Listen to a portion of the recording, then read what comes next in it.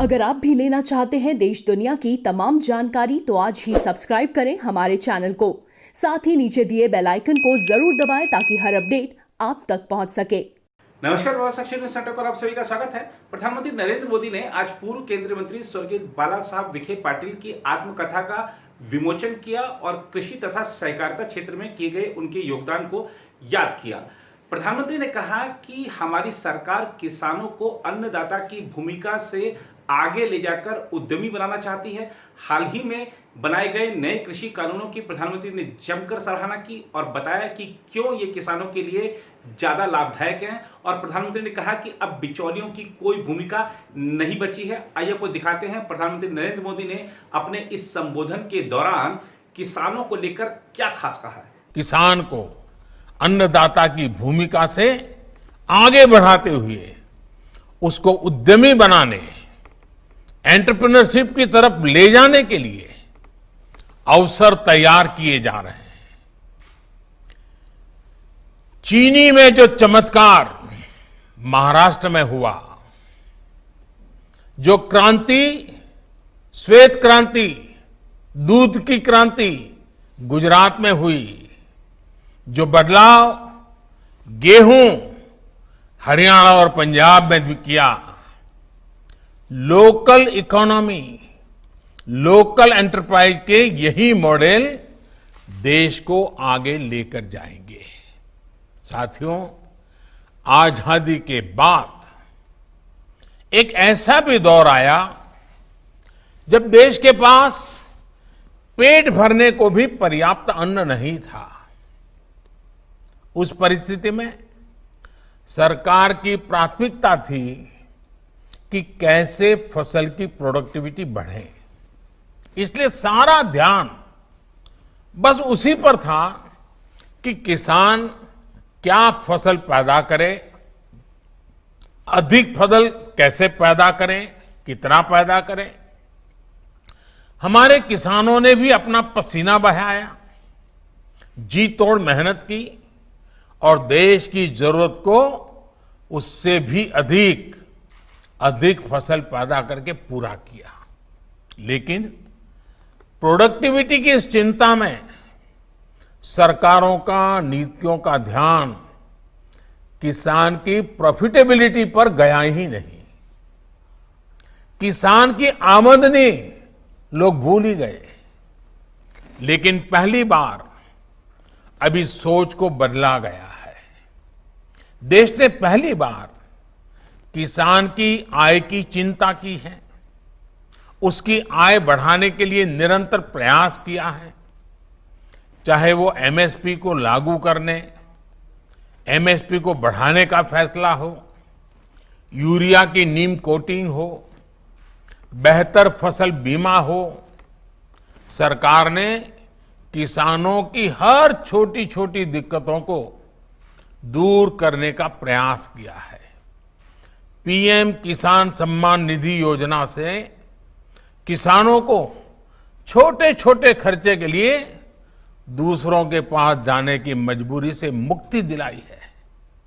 इस योजना के तहत 1 लाख करोड़ रुपए सीधे किसानों के बैंक खातों में ट्रांसफर किए जा चुके हैं।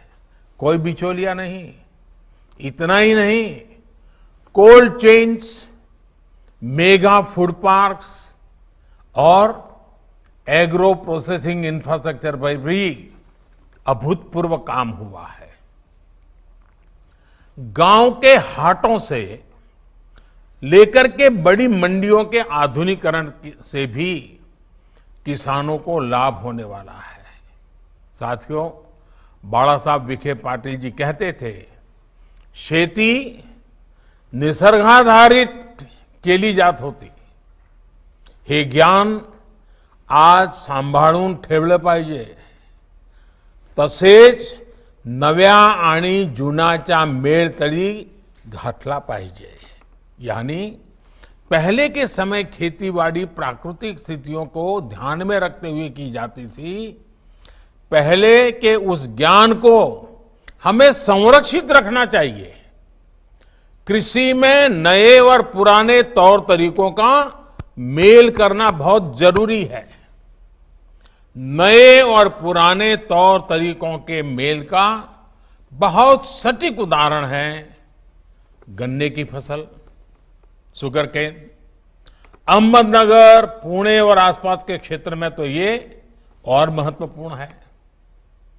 अब गन्ने से चीनी के साथ साथ इथेनॉल निकालने के लिए भी उद्योग लगाए जा रहे हैं। महाराष्ट्र में भी 100 के करीब ऐसे उद्योग चल रहे हैं और दर्जनों नए उद्योगों को जरूरी मदद की स्वीकृति भी मिल चुकी है।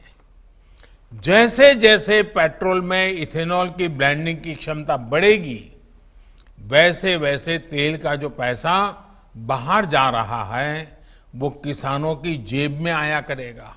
इस बीच अगर हम देश के किसानों की बात करें तो खाली पंजाब को छोड़कर, और पंजाब में भी क्यों, क्योंकि वहां की सत्तारूढ़ पार्टी किसानों को बरगला रही है, उनसे जबरन इस तरह के प्रदर्शन करा रही है, तो वहां का जो मामला है बिल्कुल अलग है। वरना देश भर के किसान इन नए कृषि कानूनों की जमकर सराहना कर रहे हैं और आप खुद उनसे सुनिए कि किस तरीके से वो खुश हैं कि अब बिचौलियों की भूमिका खत्म हो गई है। किसान अपनी मर्जी का मालिक है कि उसको कहां पर बेचना है अपनी उपज को, जहां पर उसको सबसे ज्यादा फायदा होगा। आइए आपको दिखाते हैं देश के अलग अलग क्षेत्रों से कुछ किसानों के मन की बात।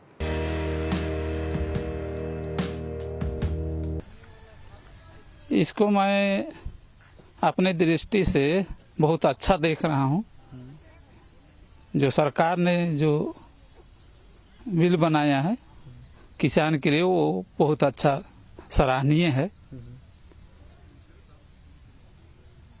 और जो बिचौलियों से हम लोग को बचा रहे हैं किसान को, वो भी सराहनीय काम है सरकार का।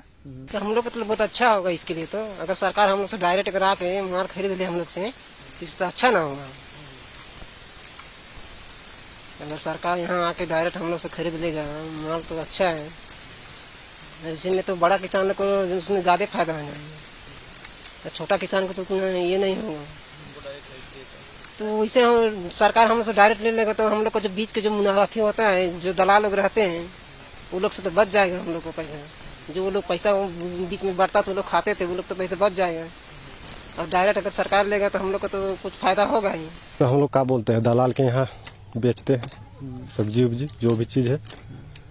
दलाल अपना कमाई अपने कमा लेता है, किसान भाई कमा रहा है जो अपना तो कमा ही रहा है, लेकिन उनका कमाई जैसे अभी मोदी सरकार जो थी किसान बिल जो बनाएगी तो उससे लाभ हो सकती है। हम लोग को प्रयास तो करेंगे लाभ करने का।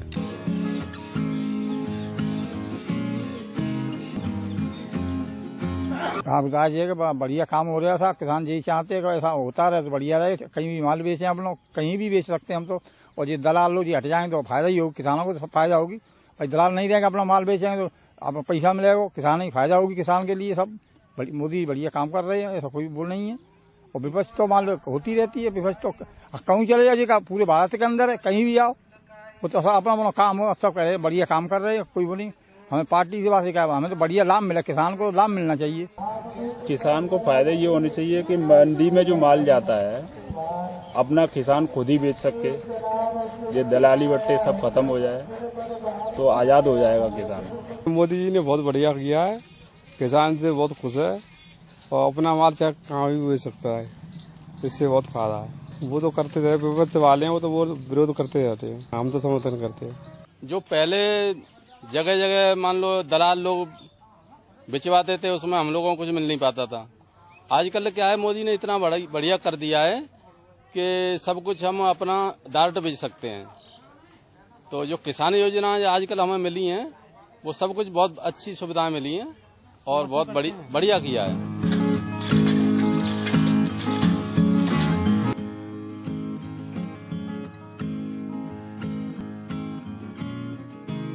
इस बिल से काफी फायदा है। पहले ये कि जो एजेंटों द्वारा हमारा माल जाता था उसमें हमें कम से कम पैसा मिल पा रहा था। अब जो है हमें मतलब डायरेक्टली हम कहीं भी ले जाकर अपना बेच सकते हैं, तो इससे हमें जो रेट है हमें वो ही मिल जाता है। इसमें कोई भी मतलब हमें कम नहीं मिलता। फैसला है ये, अगर कानून निकला है तो हमारे लिए बहुत बेहतर है। अब इस तरीके से फायदा अगर हम इसमें अगर हो गया हमारा सही सलामत तो हम दूर भी कोई सी मंडी ले जाएंगे, इससे बढ़िया क्या बात। ये दिक्कत होती थी कि यहाँ से और दूसरे जिले में नहीं ले जाना, इसी जिले में बेचना, फिर बहुत परेशानी होती थी।